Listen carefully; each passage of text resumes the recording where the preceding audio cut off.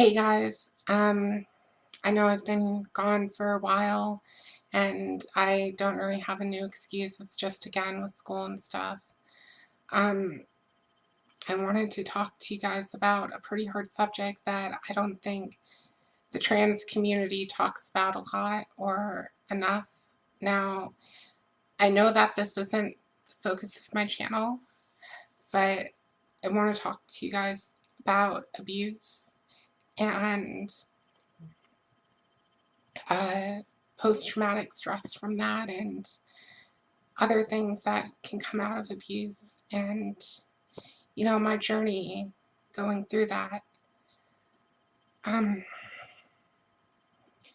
Now the reason I feel like this isn't talked a lot about in the trans community is there's the stigma in the heteronormative world that trans people or gay people are just abused, and that's the reason that they are the way they are. And even though that my abuse started at a really young age, even before that, I knew I was a girl, and I just want to say that my abuse has nothing to do with why I'm trans.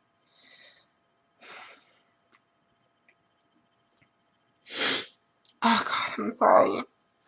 This is really hard to talk about. So my abuse started around the time I was 9 or 10.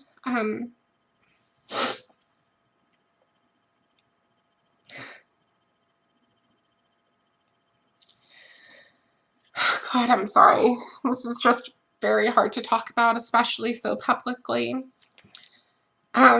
So there was a neighbor kid that I spent a lot of time with, and we were really good friends. And one time when I went over to his house,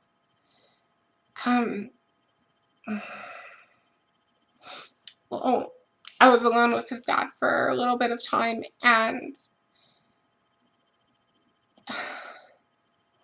I'm sure you guys can imagine what happened. But I'm going to say it anyway because there's strength in saying things and not letting them go unsaid. I was sexually abused by this guy at fucking 9 or 10 years old. And for the longest time, I felt like I couldn't tell anyone or speak up about what happened.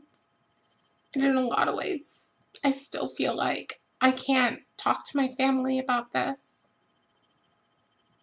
From them possibly just not believing me, to them not understanding and saying it's in the past.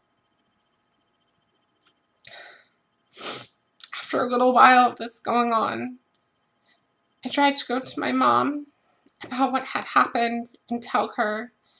I remember being so upset that I couldn't get the words out. My mom looked at me and said that she didn't know why I was so upset because nothing in my life could be that hard.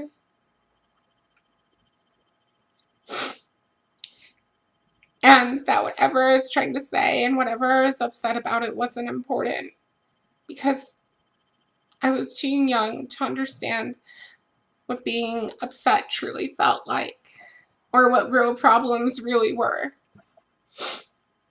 From that minute, I knew I had to start hiding my feelings. That I couldn't be honest with my parents. I couldn't trust anyone.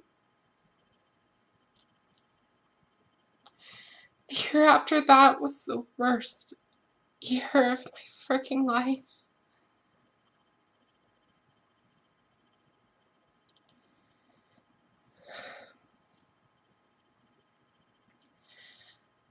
I went back to public school after being homeschooled by my parents. And the abuse just continued.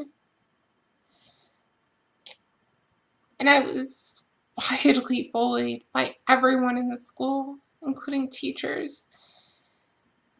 The abuse wasn't physical anymore, but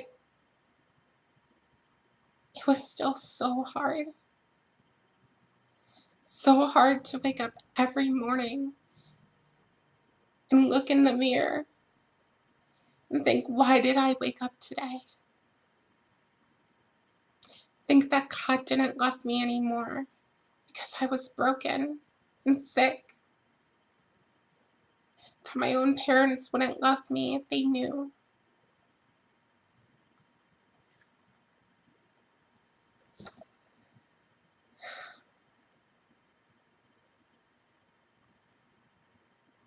I have a lot of trauma from when I was young, and I could go on and on with stories.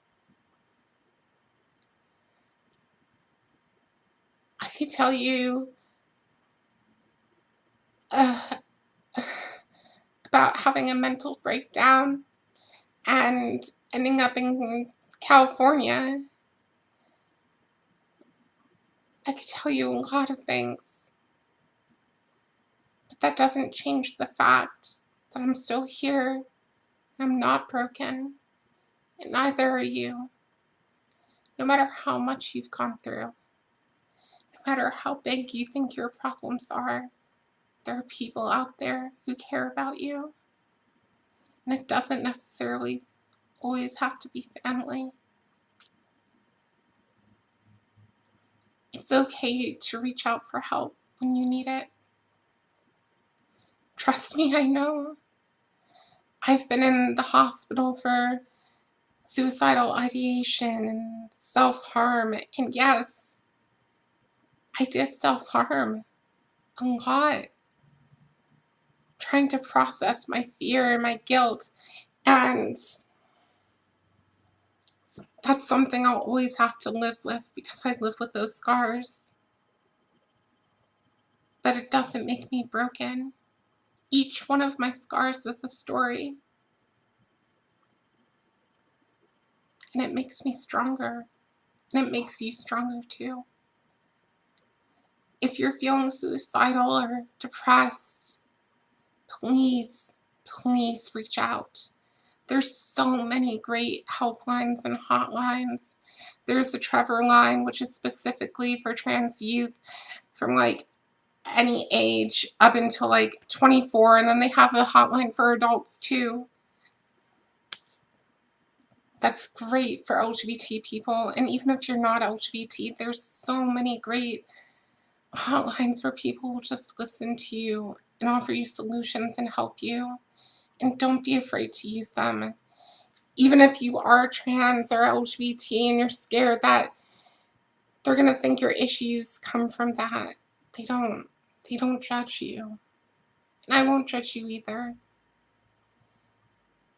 A lot of times as trans individuals, we feel like we have to hide who we are, hide our mental struggles, because everything just comes back to being trans for people. If people know we're depressed, they think it's because we're trans. If people know that we struggle with self-harm, well, that's because they're trans. And that's not the case. We struggle with mental health too. And each of us deserve to be heard. I really hope that telling part of my story has helped you guys. It's never too late to come forward about what happened. If you're in an abusive relationship or in an abusive place, I'm sending you guys lots of love. I'm sorry about the emotional video and not seeing you guys for a while. But I really hope that you guys are okay and, you know, still hanging in there. And, you know, like, subscribe, leave comments in the comment section. I'd love to hear from some of you about things that you've experienced, and I want to be part of your lives too. Anyway, have a good night. And, good luck in finals and stuff if you're in school still like me. But yeah, bye.